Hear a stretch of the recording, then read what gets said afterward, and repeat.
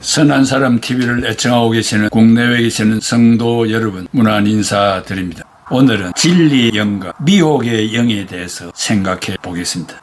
요한 1서 4장 1절에서 6절의 중심으로 해서 생각하겠습니다. 사도 요한은 처음으로 요한 1서 3장 24절에 그의 계명을 지키는 자는 주 안에 거하고 주는 그의 안에 거하시나니 우리에게 주신 성령으로 말미암아 그가 우리 안에 거하시는 줄을 우리가 아나니라. 이게 성령, 헬라말로 푸뉴마, the spirit을 등장시켰고 요한 1서 4장에서 성령과 악령에 대해서 악령 헬라말로 푸뉴마, every spirit, 악령은 소문자로 spirit라고 씁니다. 성령은 대문자로 the spirit라고 씁니다. 확대하여 설명하고 있습니다. 사도행전에서는 성령을 하나님의 종말의 선물로 사람의 눈에 보이게 역할을 하고 있습니다. 사도행전 2장의 오순절 다락방에 성령이 임하는 광경을 세밀히 설명하고 있습니다. 사도행전 2장 4절에 그들이 다 성령의 충만함을 받고 성령이 말하게 하심을 따라 다른 언어들로 말하기를 시작하니라. 그날 성령을 받은 자들의 특징으로 다른 언어, 헬라말로 헤테로스 글로사 in other tongues, 다른 나라의 말로 말하게 하였는데, 특별히 전국에서 오순절을 지키기 위하여 모인 무리들에게 부활의 소식을 단시간에 전하기 위하여 성령을 받은 제자들을 사용하셨는데, 통역 없이 각 지역의 언어를 말할 수 있도록 전무후무한 기적을 행하신 것입니다. 오순절 사건 외에는 타 국어를 사용한 흔적이 없습니다. 그리고 서신서에도 방언을 말하지 않았습니다. 오순절 이유는 예수 그리스도의 이름으로 세례를 받는 것이 방언을 능가하는 기적의 역사였습니다. 고린도전서 14장에 고린도 교회가 말한 방언, unknown tongue, 이게 알아들을 수 없는 방언을 말하는데 확연 차이가 있습니다. 사도행전 2장의 방언과 고린도전서 14장의 방언을 살펴보면 tongues, 외국어, 사도행전 2장 5절, 6절, 18절, 19절, 21절, 22절, 23절, 26절, 39절은 외국어를 말했습니다. unknown tongue는 알아들을 수 없는 방언 2절, 4절, 13절, 14절, 27절에 말했습니다. 바울이 고린도 교회에 강조한 것은 알아들을 수 없는 언어 사용을 제재한 것입니다. 바울은 성령을 받을 때 사람에 따라서 지혜의 말씀, 지식의 말씀, 믿음, 병 고치는 능력, 기적 행함, 예언, 영분별, 방언, 여기는 tongues, 외국어 방언을 말합니다. 통역할 능력을 받았다고 말하고 있습니다. 이런 것들은 바울이 제창한 성령론이 아니라 이미 고린도 교회 안에 자리 잡고 있어서 교회의 질서가 혼란해지고 있었던 것입니다. 바울이 고린도 교회에 제기되었던 방언에 대해서 영적 혼란을 규제하려는 것이 중요한 동기였습니다. 바울은 성령이 인간 혁명을 일으키는 하나님의 종말적 역사로 믿고 있었습니다. 로마서 5장 5절, 이 소망, 희망은 우리를 실망시키지 않습니다. 우리가 받은 성령께서 우리의 마음속에 하나님의 사랑을 부어주셨기 때문입니다 라고 했습니다. 또 고린도전서 6장 11절에 너희 중에 이와 같은 이들이 있더니 주 예수 그리스도의 이름과 우리 하나님의 성령 안에서 씻음과 거룩함과 의롭다 하심을 받았나니라. 이러한 영의 역사는 인간 내면에 있는 인본주의를 완전히 청산하는 혁명을 일으켜 구원의 역사를 이루는 근원이 됨을 말합니다.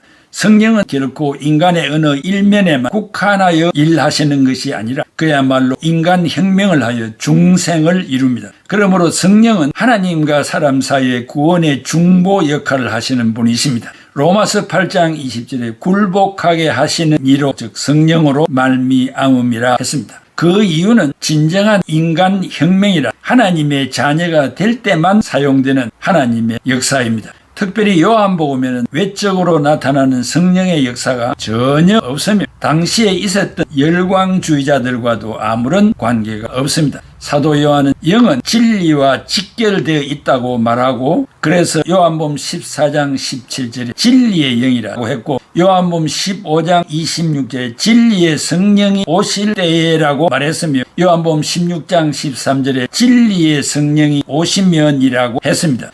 사도 요한에게 있어서 진리, 그야말로 알레데이아, truth는 그리스도에 의해서 계시된 말씀을 말합니다. 그러므로 요한복음 14장 26절에 보혜사 곧 하나님께서 내 이름으로 보내실 성령 그가 너희에게 모든 것을 가르치고 내가 너희에게 말한 모든 것을 생각나게 하리라고 했습니다. 요한복음 15장 26절에 진리의 성령이 오실 때에 그가 나를 증언할 것이요라고 말씀했습니다.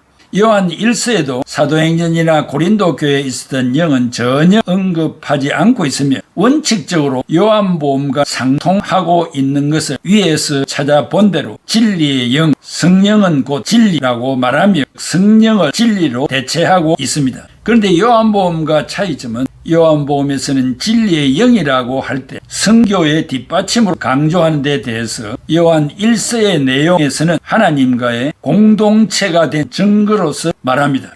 요한일서 3장 24절에 그의 계명을 지키는 자는 주 안에 거하고 주는 그의 안에 거하시나니 우리에게 주신 성령으로 말미암아 그가 우리 안에 거하시는 줄 우리가 아나니라. 하나님의 영을 받았다는 것은 선교보다 바로 그에게 속했다는 구체적인 증거입니다. 요한일서 4장 6절에 우리는 하나님께 속하였으니 하나님을 아는 자는 우리의 말을 듣고 하나님께 속하지 아니한 자는 우리의 말을 듣지 아니하나니 진리의 영과 미혹의 영을 이로써 아나니라. 그런데 하나님과의 공동체가 되게 하는 하나님의 영은 어떤 것입니까? 요한일서 4장 1절에 경고합니다. 사랑하는 자들아 영을 즉 소문자 스피릿 미혹하는 영을 다 믿지 말고 오직 영들이 즉 미혹하는 영이 하나님께 속하였나 분별하라. 많은 거짓 선지자가 세상에 나왔습니다. 그랬습니다. 큰 틀에서 기독교 안에 개신교가 있고 개신교 안에서도 각종 교파가 나누어져 있습니다. 그러나 기독교는 구원을 말하고 불교는 자비를 말하고 유교는 예의범죄를 말합니다. 사도 요한이 영을 분별하라는 것은 배후에 역사하는 사탄의 영이 있기 때문입니다. 사탄은 악령을 통해서 악의 길로 인도합니다. 수단과 방법을 가리지 않고 거짓과 술수로 사람들을 유혹합니다. 영을 다 믿지 말라. 헬라말로 메 파스 뉴마 피스투 빌리 not every spirit 즉 미혹의 영을 믿지 말라는 것은 무조건 받아들이지 말라는 말입니다. 분별하라. 헬라말로 도킴마조 즉 테스트하라. 성령에 비추어 보라는 말입니다. 기독교는 이성주의를 앞세우는 종교가 아닙니다. 그리고 인간의 철학이나 이성에서 출발된 종교가 아닙니다. 그러면서도 기독교는 반이성적이지 않고 반지성적인 종교도 아닙니다. 성령의 도움을 받으면 철학이나 이성적인 판단이나 이성주의가 올바른 기능을 발휘할 수 있다는 것이며 성령의 조명을 받지 못할 때 잘못된 주장을 하게 됩니다. 그러므로 어떤 집회나 유명한 사람의 강의나 특별히 영적인 지도자로 모시려면 집회의 성격이나 그 사람의 됨됨이나 설교나 그의 이력을 최소한 알아보려고 해야 됩니다. 사도 요한은 진리 안에 있는가 시험 즉 테스트해 보라고 했습니다. 많은 거짓 선지자가 이미 세상에 와서 기독교의 이름으로 종교의 이름으로 전통이나 가문의 이름으로 가면을 쓰고 접근하기 때문입니다. 이런 거짓 영들에 끌려다니며 교계와 세상을 시끄럽게 만들고 있기 때문입니다. 악령이 역사하며 철면피가 되고 수단과 방법을 가리지 않고 자기 이익만을 챙기는 무대뽀로 행세하기 때문입니다. 첫째, 영 분별의 방법. 그 전 첫째로 참된 영 2, 3절에 언급하였는데 요약하면 예수 그리스도가 육체로 오신 것을 믿어야 합니다. 여기에 육체로 오신 것 헬라말로 en 살록스 엘코마인 having come in the flesh 분사 완료 능동태입니다. 문법적으로 과거에 일어난 일이 지금도 미치고 있다는 의미에서 2000년 전에 육체를 입고 오신 예수를 지금도 육체를 입고 오신 메시아로 믿지 않는다면 구원을 받을 수 없다고 말하고 있습니다. 둘째는 거짓령 3절에 육체로 오신 예수님을 시인하지 않으며 이리가 양의 옷을 입고 사람들의 영혼을 판멸로 인도하는 적그리스도입니다. 심지어 내가 메시아다, 내가 하나님이다 라고 주장하는 자들이 우리 가까이 존재합니다. 크게 두 번째, 영 분별의 기준. 분별의 기준은 이적이나 기사나 표적이 아닙니다. 신명기 13장 1절에서 5절에 너희 중에 선지자나 꿈꾸는 자가 일어나서 이적과 기사를 네게 보이고 그가 네게 말한 그 이적과 기사가 이루어지고 너희가 알지 못하던 다른 신들을 우리가 따라 섬기자고 말할지라도 너는 그 선지자나 꿈꾸는 자의 말을 청종하지 말라. 이는 너희의 하나님 여호와께서 너희가 마음을 다하고 뜻을 다하여 너희의 하나님 여호와를 사랑하는 여부를 이를 알리하사 너희를 시험하심이니라. 너희는 너희의 하나님 여호와를 따르며 그를 경외하며 그의 명령을 지키며 그의 목소리를 청종하며 그를 섬기며 그를 의지하며 그런 선지자나 꿈꾸는 자는 죽이라. 이는 그가 너희에게 너희를 애굽 땅에서 인도하여 내시며 종되었던 집에서 속량하신 너희의 하나님 여호와를 배반하게 하려 하며 너희의 하나님 여호와께서 네게 행하라 명령하신 도에서 너희를 꿰어내려고 말하였습니다. 너는 이같이 하여 너희 중에서 악을 제할지니라. 이적 기사 표적을 따라간다면 그 사람의 신앙의 대상은 메시아가 아니고 눈에 보이는 기적이나 이적 그리고 표적이 될 것입니다. 질병을 고치는 집회나 개인적으로 기적이 있었다고 하나님이 함께 한다고 말할 수 없습니다. 이적과 기적이 영분별의 기준이 될 수 없기 때문입니다. 영분별의 기준은 두 가지인데 복음을 전하는 자와 그의 메시지의 내용입니다. 그 사람이 어떤 삶을 살아왔는가, 즉 적어도 윤리 도덕적인 생활을 하고 있는가입니다.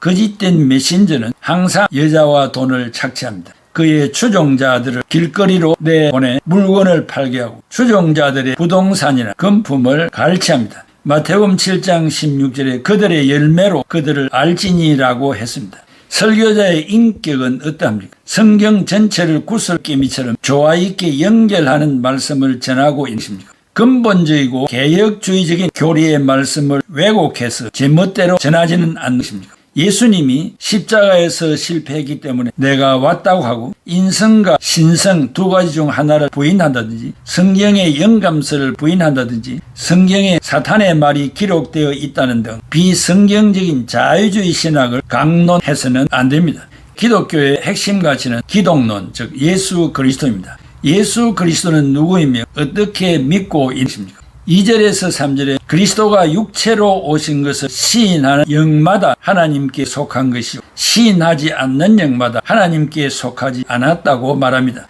그 당시에 유명한 영지주의, 노스티시즘이 있었습니다. 페르시아의 조로아스타교에서 시작되었는데 기원이 이방 종교에서 탄생하였고 조로아스타교는 이원론을 주장하는 거짓 종교입니다. 선한 신과 악한 신이 언제나 대립하고 있다고 믿었습니다. 풍년이 들면 선한 신이 악한 신을 이겨서 풍년이 왔고 흉년이 들면 악한 신이 선한 신을 이겨서 흉년이 왔다고 했습니다. 어떤 기독교인들은 이런 영향을 받아 하나님과 마귀의 대립을 믿으면서 세상의 역사를 이들의 갈등에서 온 것으로 믿고 있습니다. 이것은 대단히 위험한 신앙입니다. 물론 마귀가 하나님을 대적하는 것은 성경의 역사입니다. 그러나 분명히 알아야 할 것은 마귀가 하나님의 적수가 될 수 없다는 사실입니다.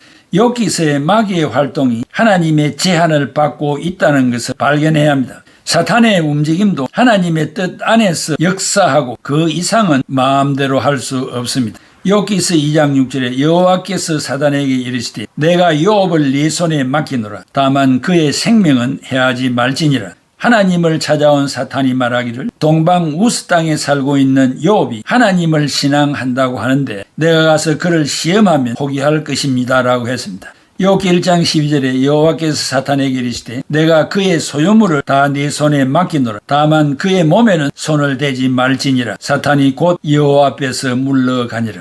기독교는 이원론을 믿지 아니하며 따라서 영지주의도 부정하며 일원론을 믿습니다. 하나님은 마귀까지 사용하셔서 역사의 경륜을 이루어 가십니다. 영원 전부터 하나님과 마귀가 대결하고 있는 것처럼 생각하면 조로아스타교처럼 되는 것입니다.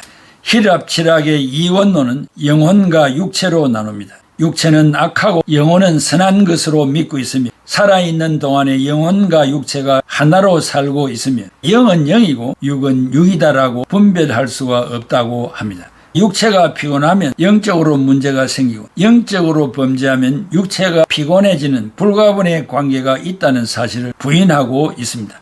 성경은 신체를 정죄한 일이 없습니다. 성경은 육체를 성령이 거하는 집이라고 했습니다. 고린도전서 6장 19절에 너희 몸은 너희가 하나님께로부터 받은 바 너희 가운데 계신 성령의 전인 줄을 알지 못하느냐. 너희는 너희 자신의 것이 아니라 로마서 7장 18절에 내 속 곧 내 육신 선한 것이 거하지 아니하는 줄을 아노니, 여기에 육체에 선한 것이 거하지 않는다는 말은 육체를 정죄한 것이 아니라 죄를 범하여 부패한 품성이 있다는 것을 말합니다. 영지주의자들은 범죄한 육체를 정죄합니다. 그래서 하나님의 아들 예수 그리스도가 육체를 입고 세상에 왔다는 것을 부정합니다. 어떻게 메시아가 더러운 육체를 입고 세상에 올 수 있는가라고 주장합니다. 그래서 도성인신, 인카네이션을 부정합니다. 그들은 영과 육체로 나누어 놓고 더러운 육체로 하나님과 진리를 알 수 없다고 하면서 직통계시를 통해서만 알 수 있다고 했습니다.